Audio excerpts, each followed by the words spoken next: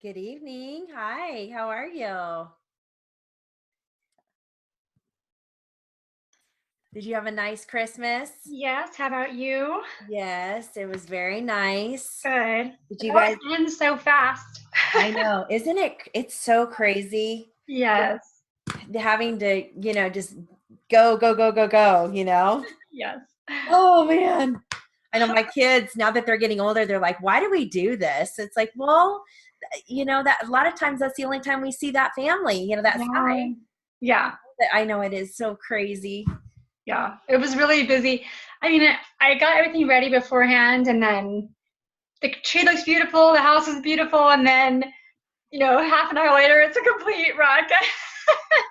I know, wrapping paper everywhere, and I know it is. It's just crazy. I'm glad the camera in here is only right here because my office became the wrapping room, and you can hardly see the floor still. Oh It's my crazy. gosh, I know it is. It's just crazy. But it was fun. All worth Yeah. it. Good. Yeah, that's right. It's worth it. Yep. Well, all right. Well, we'll get started, okay? All right, here we go. All right. Common words. Ready? Kept, covered, absolutely, front, ourselves, feet, common, bought, everybody, required, nature, places, sleep, minutes, surprised, package, appear, kid, rain, files, filed, knowledge, peace, education, baby, shipment, eyes, division, locate, funny, floor, adjustment, increase, addition, running, cooperation, gives, ground. All right, common phrases. Here we go. She is, she recalled, she recalls, she recollected, she recollects, she remembered, she remembers, she shall, she should, she understand, she understands, she wanted, she wants, she was, she were, she would, should be, should believe, should feel, should have been, should have believed, should have had, should have recalled, should have recollected, should have remembered, should have wanted, should recall, should recollect, should remember, should understand, should want, he should, how should, I should, if he should, if you should, it should, she should, so he should, so I should, so you should, that he should, that I should, that you should, there should, they should, this should, we should. All right. Compound doublets. Here we go. Free trade, fruit fly, blueprint, brownstone, playground, grapefruit, broad grin, gravestone, chair lift, prose style, test drive, crisscross, blindfold, bright flame, screwdriver, chain store, drag strip, flax cloth, transplant, fresh fruit, flight plan, blunt point, treble clef, split ends, sweatband, bridegroom, split ends, pitch black, flip flop, cream cheese, soft touch.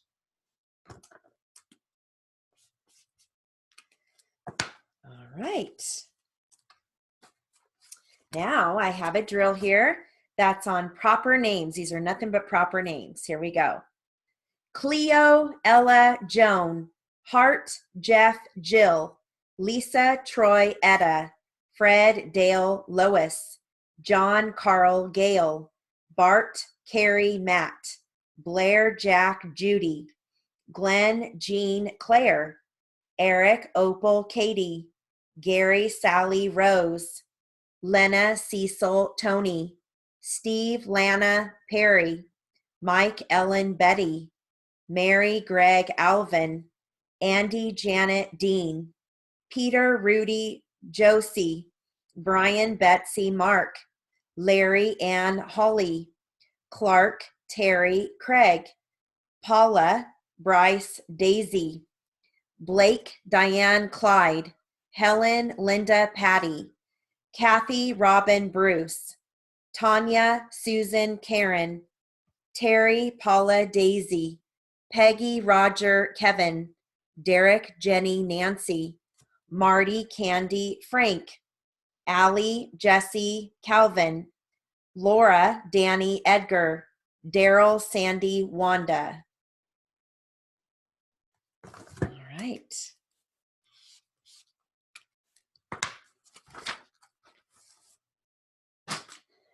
Now I've got these are going to be briefs, and I'll give you the brief or the phrase, and then I'll read you the sentences. If there's anything you want to know, just let me know, okay? So we have, because a lot of these I write out, but you may want to know what the brief is.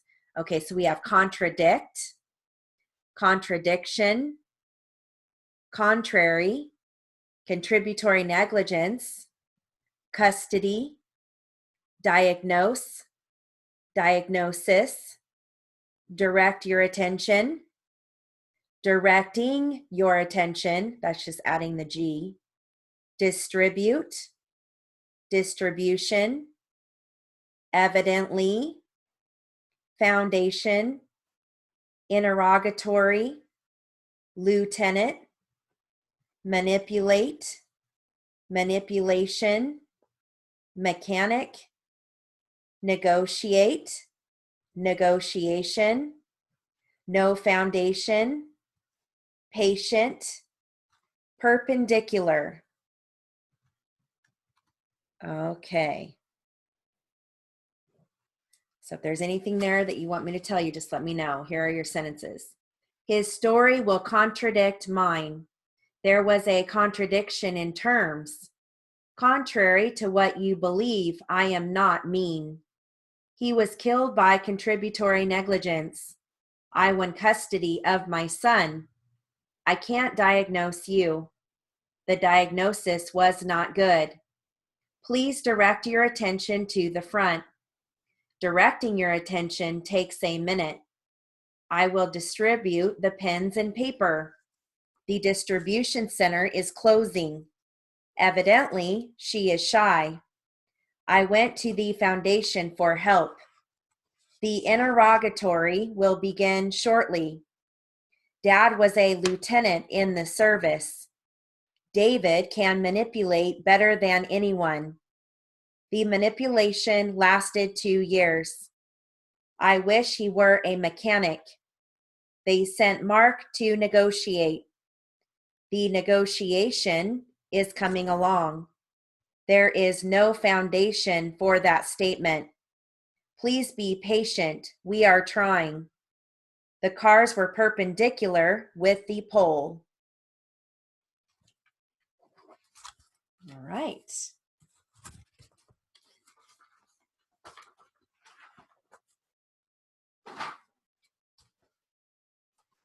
Now, my next drill is going to be words that either have final F or final V. I'll give you the words first and then the sentences. Here we go.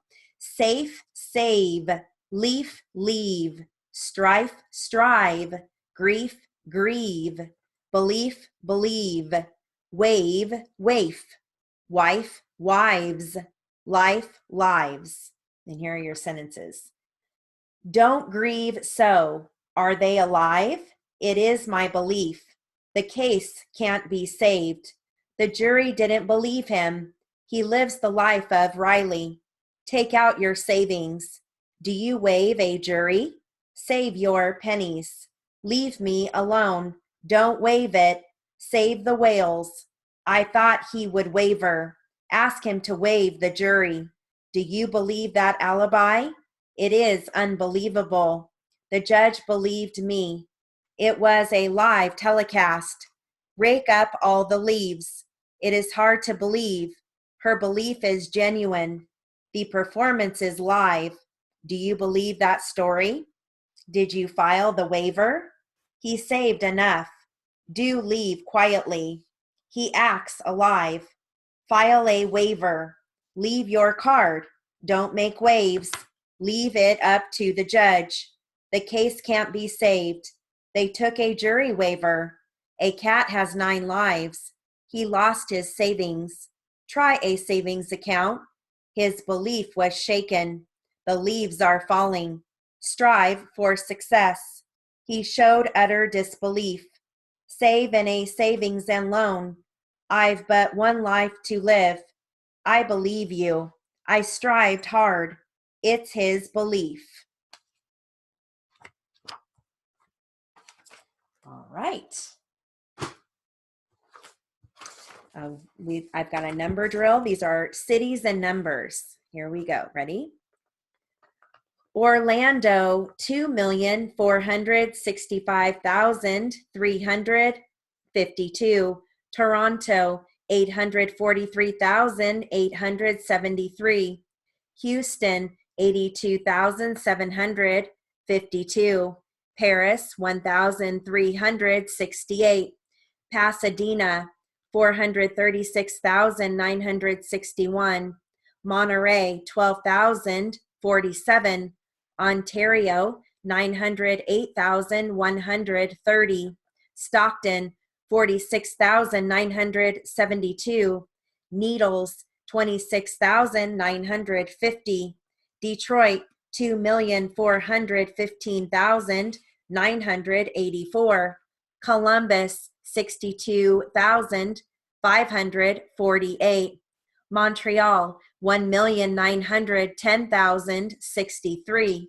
Bishop, 3,857. Vienna, 51,401. Moscow, 14,105.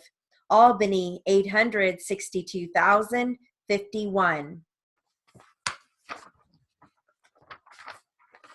All right. And I've just got 2 more drills. This one is focusing on consonant compounds, initial FL, final NTS, final RNS. All right, here we go. He was a flop as a flirt. The fleet floated near the flow.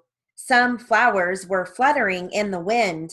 Flabby and flaccid mean the same thing. Our flag flapped in the breeze. The fleas were found in the flax and the flower. The ants were in the tents.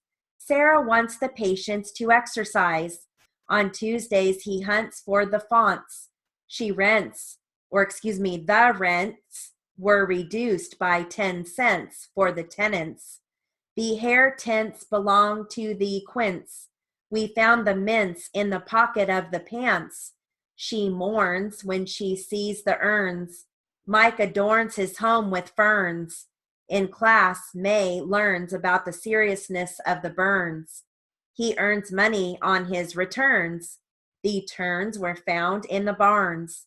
Abe warns his patients about the dangers of corns. All right, last drill. This is going to be numbers in sentences. Here we go. The latest statistics indicate that 27 million people have been victims of violent crimes. His total prize money was over $3 million. The stamps cost 60 cents and the postcards cost 75 cents. The investigators said that the robbers got away with $639.89. Did the motor oil cost you $10.10? There was a $13 entry and a $59 entry showing in the online banking account. The state spending package included a $12.5 million allocation for highway construction. The charges were as follows: books, $126.95, materials, $20.15, and parking fees, $25.75. My recollection is that I paid $250.89 for the pistol. Did you say 2 cents or 20 cents? We spent 45 cents, not $45. Does the receipt say $17 or $18.10? Your Honor, I think there is a zero missing in this serial number. One of the withdrawals was for $25 and the other one was for $99. The piece of property was originally listed for $330,000 or $340,000. All right. Moving on to jury charge and literary. So we're going to start with jury charge. All right. All right, so I will read this at 200. Okay, the subject is murder. Okay. All right, here we go. There is no duty upon the court to comment upon the evidence at all. All the court has to do is render a verdict of guilty or not guilty, where people waive a jury and submit the matter to the court. I usually give to counsel and those people interested in the case the court's reasoning, how the evidence appears to the court. As I say, I am not going to attempt to comment on all of the evidence. There is no duty on the court to comment on it at all. Suffice it to say that if this defendant's story is to be believed, he is not guilty of murder or even manslaughter. If his story is to be believed, he did not even cut the man. The man stabbed himself or got cut in the scuffle. If he is to be believed, I do not mind saying to you that it is hard to believe his story. His story is quite unbelievable. It does not ring true that this man can go into a bar 2 or 3 times and there be no objection by reason of his nationality. But on this particular occasion, the last time, the deceased comes up to him and calls him a vile name and starts to struggle with him with a knife. Now, counsel, things just do not happen that way. If that was all the evidence in the case, why, I would have to find the defendant not guilty, but I cannot believe his story. Now, on behalf of the state, one witness, the girl in the case, Rachel, was not very helpful, but it does appear that this defendant lived with this girl for over a year and that only a week or 2 previously she had left him. All right.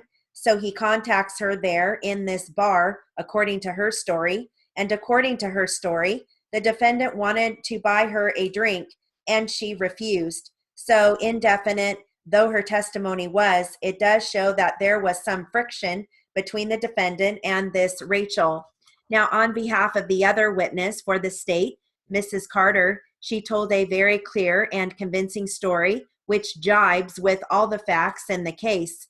She said that this defendant came there early in the afternoon and was quarreling and having trouble with Rachel. The deceased tried to get him to stop and finally put him out of the place sometime during the afternoon. Later, the defendant came back after having the trouble in the afternoon and again had some contact with the girl, Rachel. When the deceased tried to get him to sit down at a table and behave himself or leave, he pulled out a knife. It appears very much to the court as if this defendant knew that he was going to have trouble there. He came back looking for trouble. In any event, if the fight started as he says it started, he certainly used more force than was necessary to defend himself. I will have to find this defendant guilty. I do not believe his story at all. I think the state has proved beyond all reasonable doubt that this defendant stabbed the deceased and brought about his death. The defendant says he did not mean to kill him. He did not mean to kill him, but he did mean to do him severe bodily harm, and death resulted from the injuries received by the deceased from this defendant. I will find the defendant guilty of manslaughter and sentence him to 10 years in the state prison. Counsel, I wish you would go out with him and explain to him. Just go out with him and explain to him what I said. I want him to understand. All right. Now we're going to finish up our sheriff's report. that we've been working on. Here we go. Suspect interview, Matthew Myers, date of birth 8/15/94. The following is a summary of statements made by Myers. This interview was conducted at the Phoenix Station interview room. Prior to interview, I read Myers his Miranda rights due to this being a custodial interview. These rights were read from my department-issued Miranda advisal card. Myers answered yes to question number 1, indicating he understood his rights, and yes to question number 2, indicating he was willing to give a statement. I asked Myers to tell me what had taken place today. He said Raymond came and picked him up and was taking him to the storage unit. Prior to going to the storage unit, he went by the Camden Apartments where he made contact with Jose, where he received the $20 from Jose. I asked why Jose had given him $20. He said because he is his friend.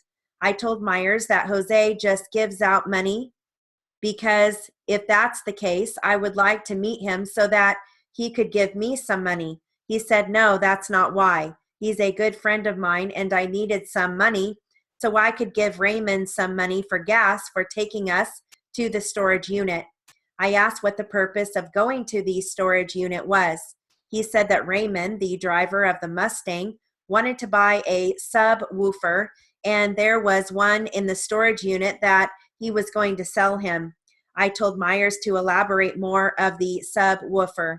He said he didn't really know much more about it, but there was a sub in there that he was going to sell to Raymond. I asked how Myers acquired this storage unit. Myers said several weeks ago he got a call from a friend of his who he identified as Larry. Larry asked Myers if he wanted to earn some money, and Myers said yes, that he did. Myers agreed to meet up with Larry and another unidentified subject who was driving a white, full-size pickup. Myers accompanied Larry and the unidentified subject to the storage facility, which was later determined to be Stevens Storage on Yates Street in the city of Phoenix. While at that storage facility, they filled out a contract to rent a storage unit. They unloaded the white truck, which was full of property, into the storage unit. I asked Myers what type of property he was talking about. He said that there was a bicycle, televisions, computers, and a bunch of paperwork. I asked him to elaborate on the paperwork. He said that it was a bag that was full of checkbooks and checks and personal information and some credit cards. I asked Myers if he believed that this property was stolen property. Myers said yes, that he believed it was stolen property. I asked Myers to further elaborate on the agreement he entered into with Larry as far as making money and helping him sell this property. He said that Larry would call him and tell him to go get out some property and sell it. I asked if he could tell me what he had sold. He said he didn't really remember. I asked why he was going there today. He said he had to look at some stuff and had to get a TV. I asked what they were going to get the TV for, and he said that he was going to get the television and try to sell it. I asked him again about the subwoofer and that he was talking about selling it to Raymond for his Mustang.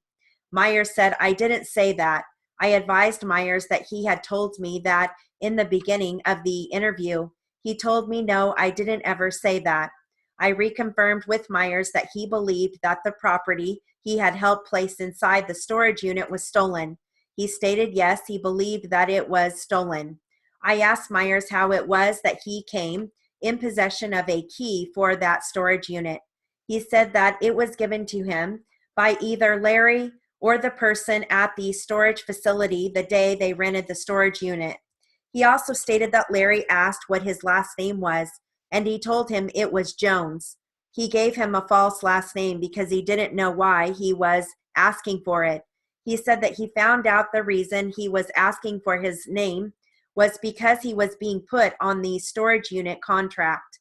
I asked if he had this key the entire time during the entire time the storage contract had been in place. He said yes. I asked Myers to tell me about Larry calling him today about getting rid of some other stolen property.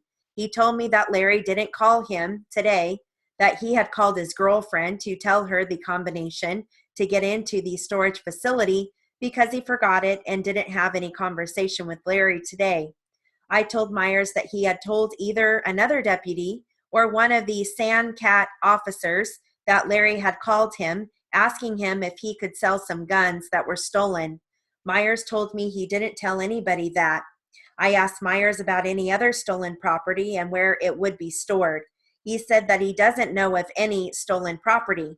I told Myers that he had told me during his statement that he believed the property that was in the storage unit that he helped unload from the white truck, he believed was stolen. Myers said, no, I didn't tell you that.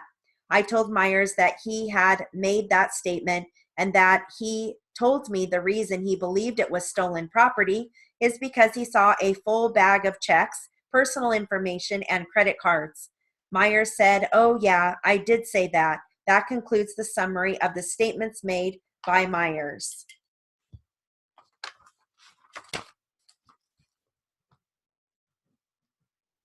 All right. How are we doing on time? Oh, good.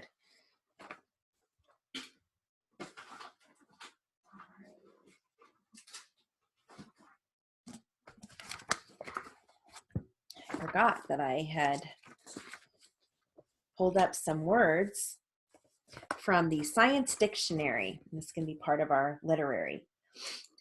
All right. I feel like I'm going to sneeze. All right, here we go. I'll read this at 180. Okay. Ready?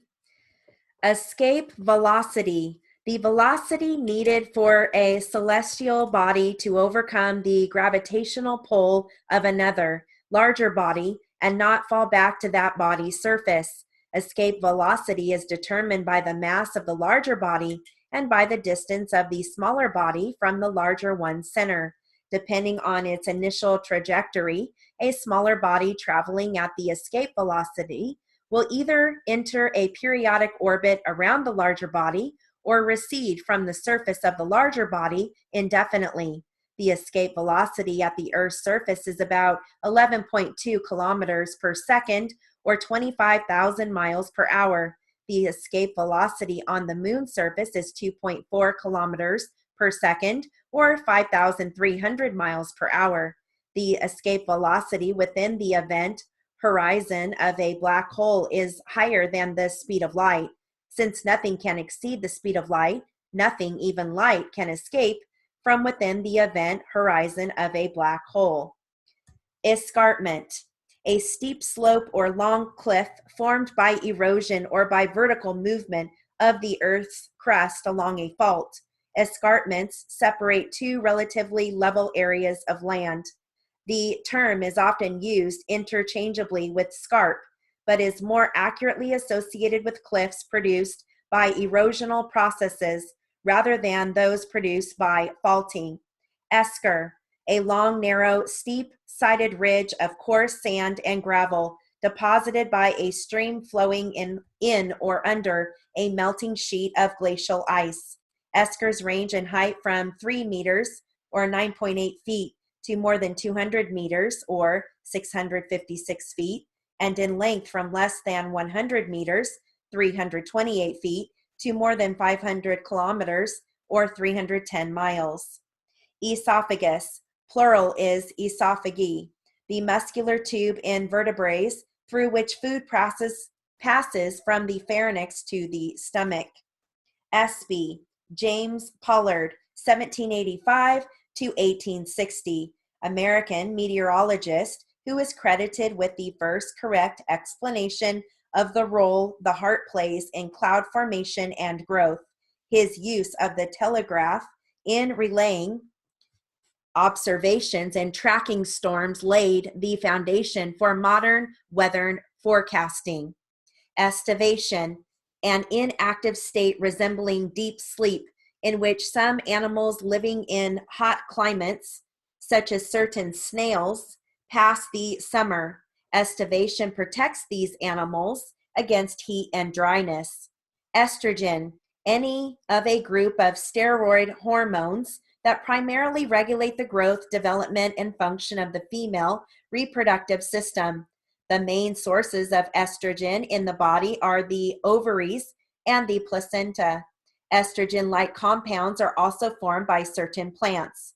Estrogen replacement therapy.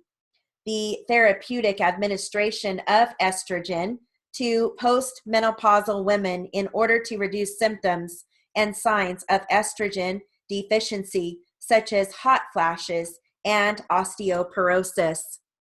Estrus, a regularly recurring period in female mammals other than humans during which the animal is sexually receptive. Estrus occurs around the time of ovulation. Eruption, the release of gas, ash, molten materials, or hot water into the atmosphere or onto the Earth's surface from a volcano or other opening in the Earth's surface. All right, we'll stop there. There's more, but we'll stop there. Do a little more tomorrow.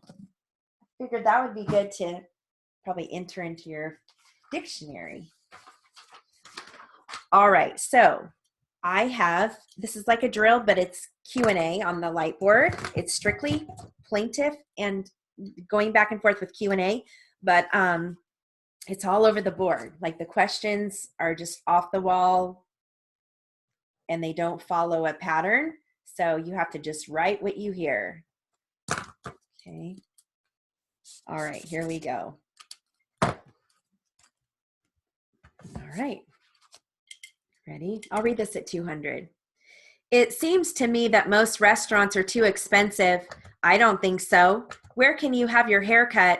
At a hairdresser's. What will you do this afternoon? I'll play soccer. Where's Mike? At school. Have you studied English before? Yes, but I need practice in speaking. How long did you study last night? For 3 hours. When was the last time you took a picture? About 4 days ago. Don't you have the right change? No, I only have 2 nickels. When do you write to your friends? I do it whenever I have time. Did she leave a message? Yes, she said she'd call later. How many times have you gone camping? 3 times. Can I see your ticket, please?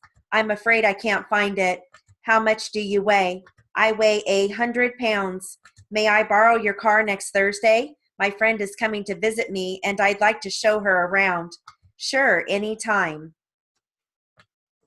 So again, it doesn't always make sense, but that's the whole point of it. All right, so let's go ahead and do this Q&A here. This is going to be defense. Okay.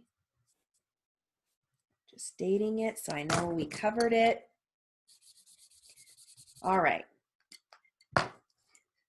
And I will start this at 180 and work my way to 225, okay?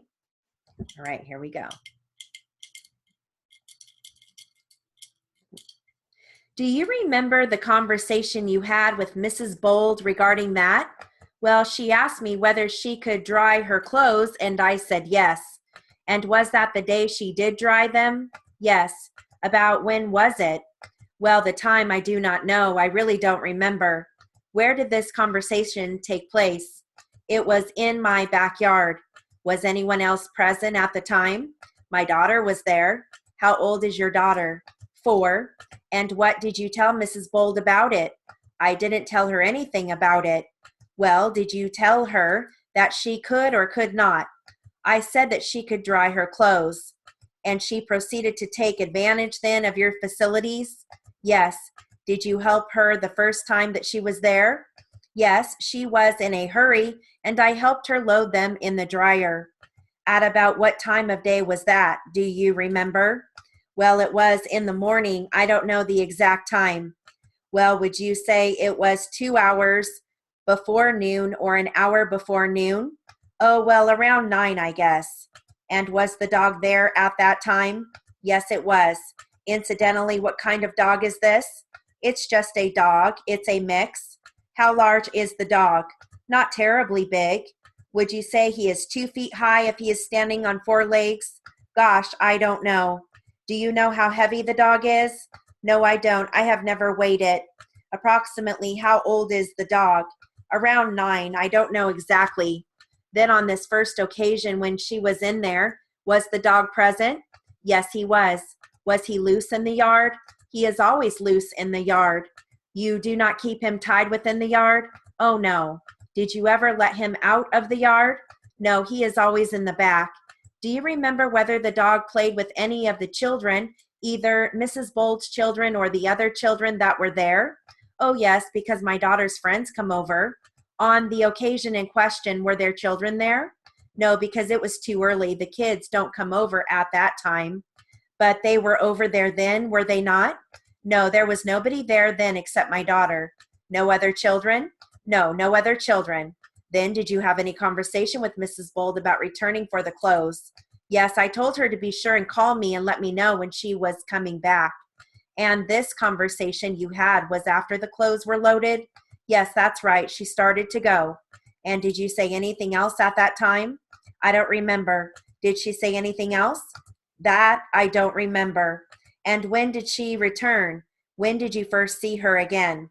Well, I had just laid my daughter down for a nap, and I heard the dog barking. So I went out to see what she was barking about, and there stood Mrs. Bold in the back of my yard.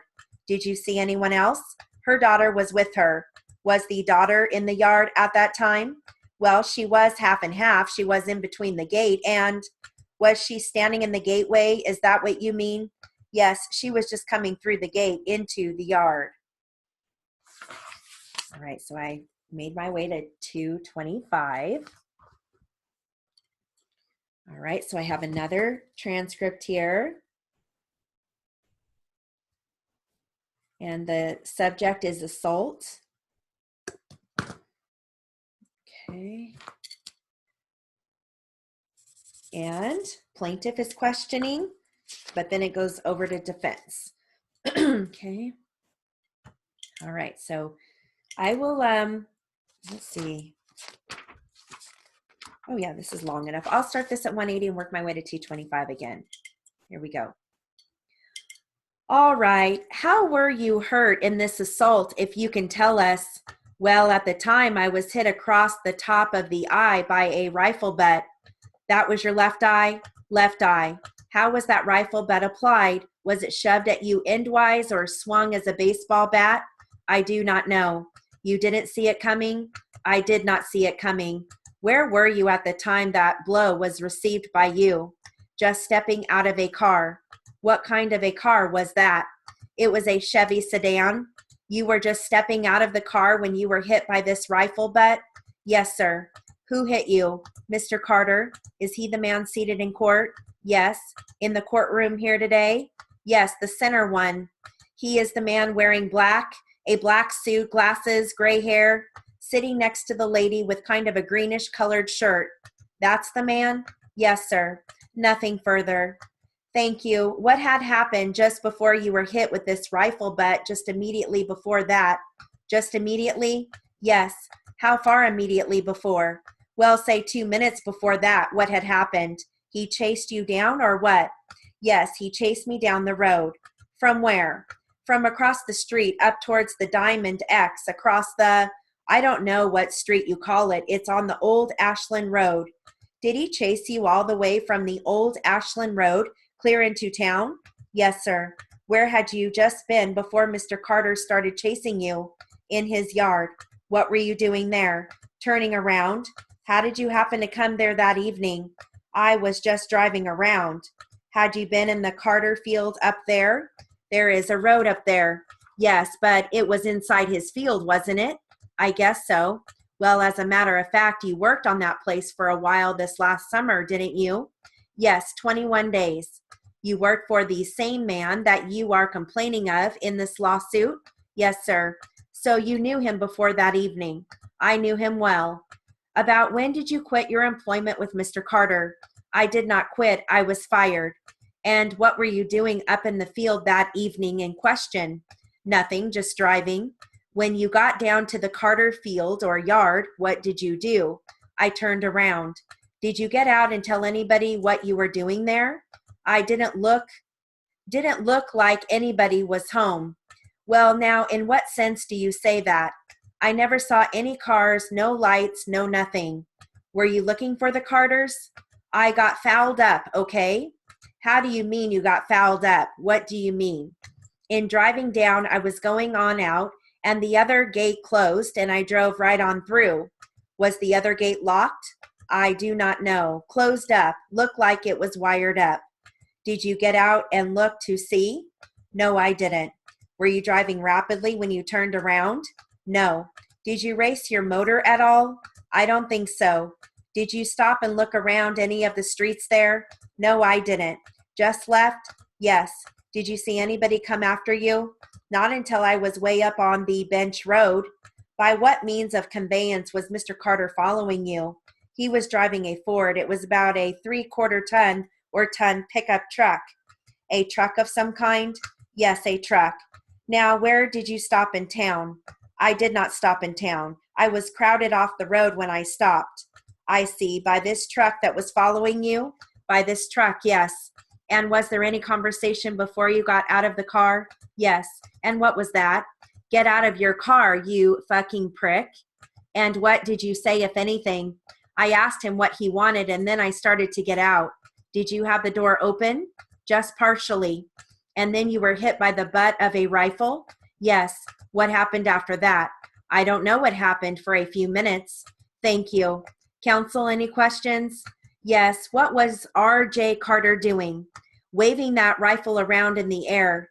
Now, at the time when you were discharged, as you say, from the employment of Mr. Carter, was there some difficulty that came up between you and him? Oh, a little.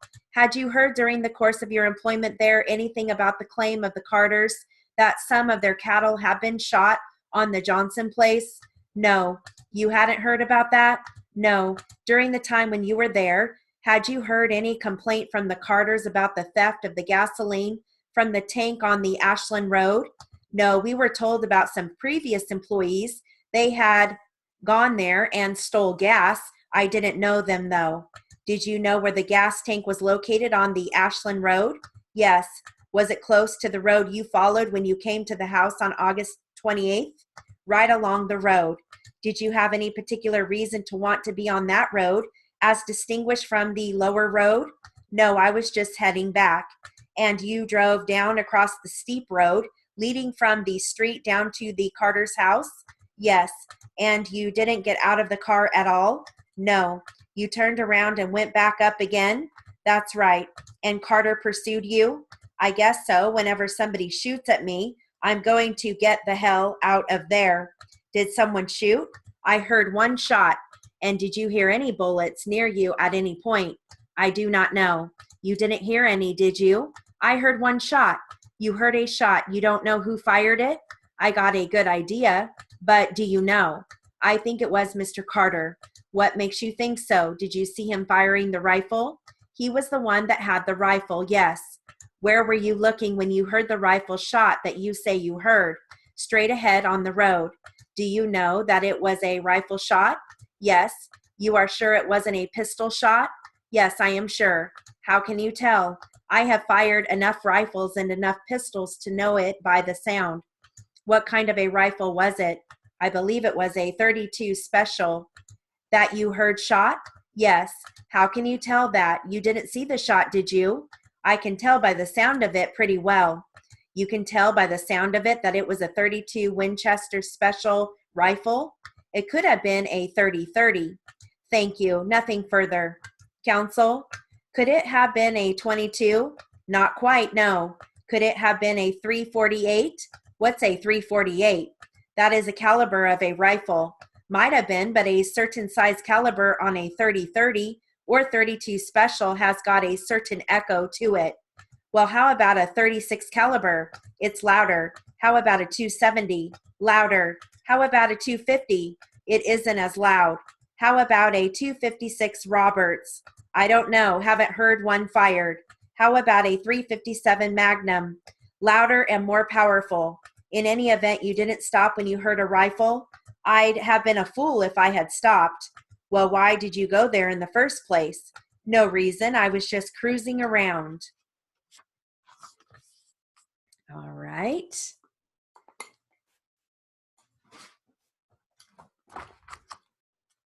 Good. We're doing good on time. This is a new transcript, so we're going to start with the court. Here we go. I'll start this at 200 and work my way to 225, okay? People versus Henry Lawson, or is it Kyle Smith? It's Kyle Smith, Your Honor. Okay, I'm sorry, Kyle Smith. Mari Brown appearing on behalf of the people. Good morning, how are you doing, sir? Sabrina Seitz on behalf of Mr. Smith present before the court in custody. This is the time set for the preliminary hearing. Are both sides ready? Yes, Your Honor. Yes, Your Honor. Ms. Brown, you may call your first witness. Wait, move to exclude witnesses. Do we have any witnesses here? Yes, we do. We would be designating Detective Hearns as our investigating officer. Okay, and then we have Deputy Johnson as our gang expert. Okay, you're asking that the gang expert sit through the testimony? Yes, Your Honor, and I would object to that. I'm assuming that Deputy Johnson has already reviewed all of the discovery and that nothing new is going to come out of him sitting here listening to all of the testimony that's going to be given. That's assuming. We don't assume here. The objection is overruled. Ms. Brown, the people called Detective Hearns. You do solemnly state that the evidence you shall give in this matter shall be the truth, the whole truth, and nothing but the truth, so help you God. Yes, I do. Thank you. Please state and spell your full name for the record. My name is Jason Hearns, JasonHearns. Good morning. Good morning, sir. Counsel, thank you, Your Honor. Good morning, Detective Hearns. Good morning. What is your occupation? I am a detective with the Santa Barbara County Sheriff's Department, assigned to the Santa Barbara station. And how long have you been employed as a sworn law enforcement officer? For approximately 17 years. Were you on duty on September 24th of 2014 at approximately 3:30 p.m.? Yes, I was. And at that approximate time, did you make contact with Anthony Gates? Yes, I did. Where was that? At a residence across the street from Harold Park. And is Harold Park located within Santa Barbara County? Yes, it was, or yes, it is. During your contact with Mr. Gates, did you make any observations of him? Yes, I did. What did you observe? I observed, a black male adult lying in the doorway of a residence. I later learned that his name was Anthony Gates, upon him telling us that when I asked him, he was lying in a pool of blood, and he had what appeared to be several gunshot wounds to his upper body. Based on Mr. Gates' condition, was he transported shortly after your contact with him? He was transported shortly after via air ambulance. Do you know where he was taken? I don't recall the initial location where he was taken. On October 21st of 2014, did you recontact Anthony Gates? I'm sorry, what was the date again? October 21st of this year. Yes, I did. Where was it that you made contact with Mr. Gates at that time? Well, it was at his residence. And did you ask Mr. Gates about what happened at Harold Park on September 24th, 2014? Yes, I did. What did he tell you happened? He told me that Trigger shot him. I'm sorry, what did you say? I said he told me that Trigger shot him. Did he tell you who Trigger was? He just knew him as Kyle, but he calls him Trigger. Did he tell you where the shooting took place? He told me that the shooting took place in Harold Park. Did he tell you the circumstances of the shooting? Briefly, he explained an ongoing problem between the two of them, between Trigger and himself, and he explained or told me that Trigger had gone into had left the location across the street from Harold Park, and he fled into, who is he? I'm sorry, he goes by Tony, Anthony Gates. Anthony Gates fled into the park, and a few moments later, he was approached by Trigger, Mr. Smith, and Mr. Smith fired multiple shots from a handgun at him, striking him. Did Mr. Gates tell you that he had words with Trigger prior to the shooting? He had said that they had spoken prior to the shooting across the street. Did Mr. Gates tell you specifically where he was located when he and Trigger had the words prior to the shooting? I don't recall if he said the exact location. I may have put that in my statement with him. Did Mr. Gates tell you how much time passed between the exchange of words with Trigger and when he was shot by Trigger in the park? It was just a few moments, a few minutes. It was enough time for him to, who is him? I'm sorry, we have to clarify who him is. It was enough time for Mr. Gates to run to the park which was directly across the street. It's only a few hundred yards away. Thank you. Did Mr. Gates tell you once he was in the park when it was that he first saw Trigger in the park? The first time that he saw Trigger, the first time Mr. Gates saw Trigger in the park was in the middle of the park, and that's when he was shot. Did Mr. Gates tell you that he was walking through the park and he turned around and saw Trigger with a gun in his hand? He was walking through the park and he turned. He saw Trigger with a gun in his hand, and then he said that Trigger fired at him or shot him. And at that point, he said that he turned and he ran from there, not realizing that he had actually been shot until a few moments later when he was having difficulty breathing. And at this point, it was about the parking lot on the north edge of Harold Park. That's about when he realized that he had been shot. Did Mr. Gates tell you that how far Trigger was from him when Trigger shot at him? Yes, he did. What did he say? He said that he was approximately 15 feet. Did Mr. Gates tell you how many times Trigger fired the gun at him? I don't recall if he said specifically how many rounds. I don't recall if he said he knew how many rounds that Trigger had fired at him. Do you recall Mr. Gates telling you that he was shot 5 to 6 times? I'm sorry. Do you recall Mr. Gates telling you that he was shot at 5 to 6 times? I don't recall him saying that. However, if I put it in my report, if I can look at it to refresh my recollection, would it refresh your recollection if you looked at that portion of your report? Yes, it would. With the court's permission? Sure, go ahead. What page was that on? That would be page number 1 of the supplemental. I don't seem to have that supplemental in this folder. What was the date of the supplemental at the bottom? I have an idea. Why don't you just show him what you're referring to? That's fine, thank you. Did you take a look at your report? Yes, I did.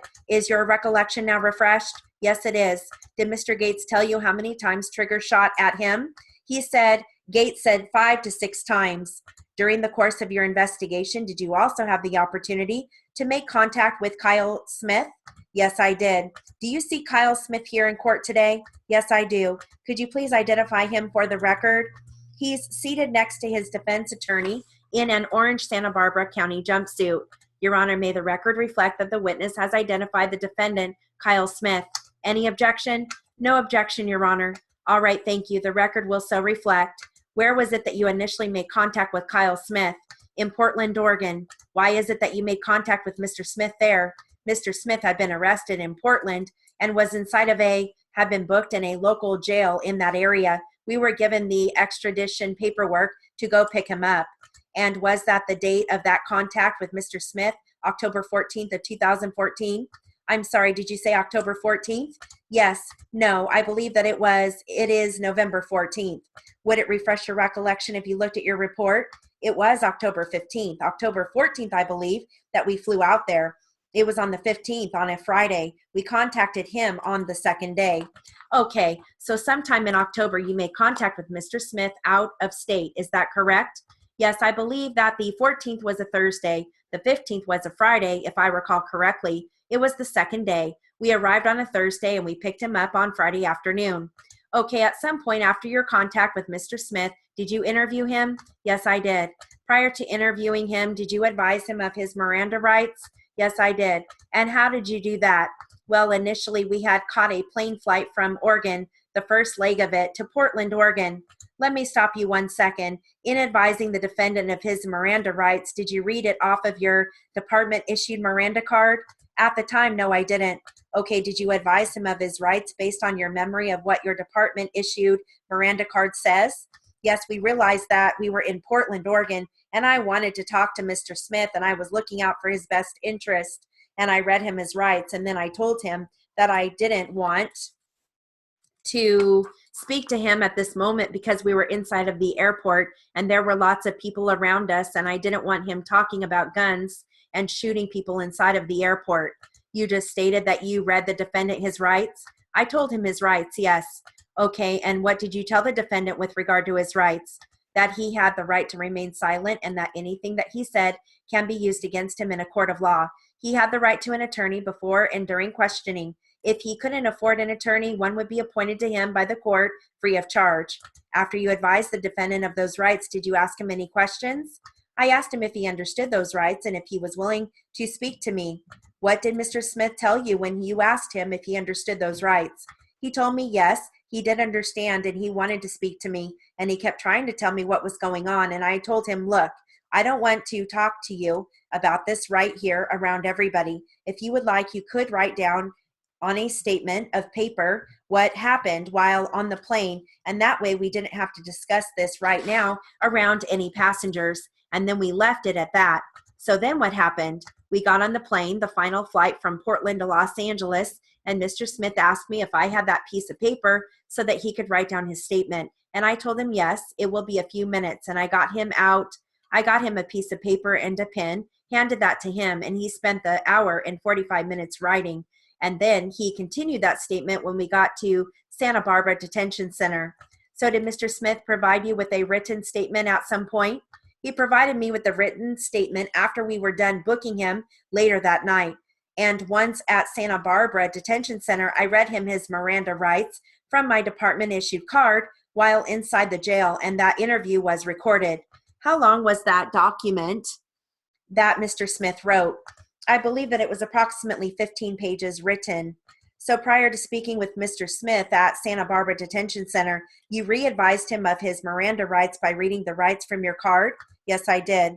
Those were the same rights that you advised him of previously? Yes, they were.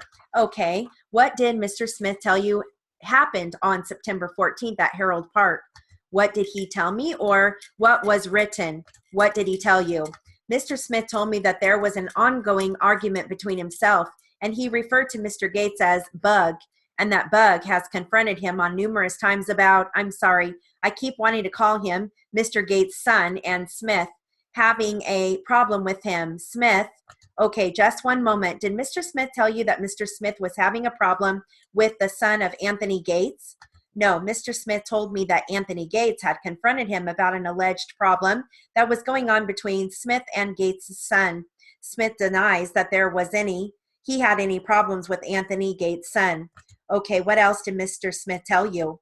He told me that he was confronted by Mr. Gates the day of the shooting across the street from Herald Park. He said that Mr. Gates had pulled over and pulled out while he believed was either a screwdriver or a knife while speaking to Smith. And Mr. Lawson, Henry Lawson, he said that he had swung the screwdriver or the knife. Who is he? Gates. Okay, continue. Smith said that Gates had swung the screwdriver at Lawson, and there were words exchanged between the two of them, and they were there yelling, cussing at each other. Smith told me that he believed that Gates was going to go get a gun. And so Smith ran upstairs to his apartment with Lawson, and he retrieved his handgun where he had loaded the handgun. He told me that he heard Lawson in the background telling him that they needed to go lay low and that Smith didn't want to listen to him. So Smith ran out of the door and left Henry Lawson inside of the apartment, and then he chased him down in Herald Park. He told me that he ran, quote, hard to catch up to him. I'm going to object to he so we can clarify. Detective, you were doing good, and then you started using the he again. You have too many people, too many players involved here for us to understand who the he is. I understand. I mean, I kind of follow you, but it can be confusing. Absolutely, Your Honor. Thank you. May I continue? So what did Mr. Smith tell you happened after he started running hard through the park? Smith told me that he himself was running hard into the park to catch up to Gates. And when Smith caught up to Gates, he told him that he couldn't let him do this. Mr. Smith told Gates that he, Mr. Smith, could not let him do this. Those were his words. That's the quote. And Mr. Smith retrieved his handgun and opened fire on Gates. Did Mr. Smith tell you where he retrieved his handgun from? I believe that he said that it was in his waistband in the rear.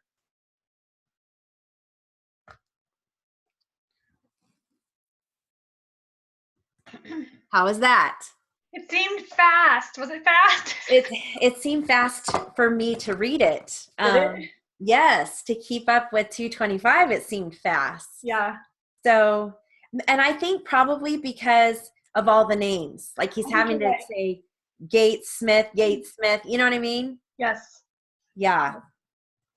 That, if it doesn't flow, it makes a difference. I was trying to, in the process, come up with a brief on the fly for Mr. Smith. Like, I couldn't do Mr. S, that's Mrs. I was trying to find something that would I can't do Mr. Smith anymore. Yeah, exactly. Do Smith or something. Yeah, something. Well, Smith is kind of hard. There's a lot of letters. There's a lot of combinations. Yes. Yeah, it is. And even like having to do SMIGT, that's always tricky, you know, especially when it's repeated over and over and over again. Yeah. I wonder if you could do SMIT, SMIT, like Smith for Mr. Smith. Well, my TH is actually these two fingers. It's a PBLG. That's my TH. Oh, interesting. Okay. Yeah. Instead of this. Yeah. Okay. That's my GT. Like. Okay. Yeah. Okay. So. Okay. Yeah. Well, that's good. At least that's a little easier to write. For me, I never get those four keys together. It's like an ongoing problem. Yeah. It's my TH and my final J. Both of that. So your final J, you don't do PBLG? No. Oh. No. Okay. Well, no. Yeah, my final J is PBLG. Oh, okay. But it's also my final TH. Okay. In my theory, that's just the way it was. Oh, wow. That's interesting. Yeah. That's interesting. Well, it's a lot easier to do that than this, GT. Anyway, too many. Yes. Well, I'll continue this tomorrow. Okay, I'll find a brief. Yeah, because we're gonna hear it a lot. The whole transcript. Yep. So, all right, Donna. Well, you have a wonderful night, and I'll see you Thursday or Friday. Yeah. I think it's tomorrow. It's like, wait, no, it's not tomorrow. It's Friday. For me, yes. All right. See you Friday. You too. Bye. Bye.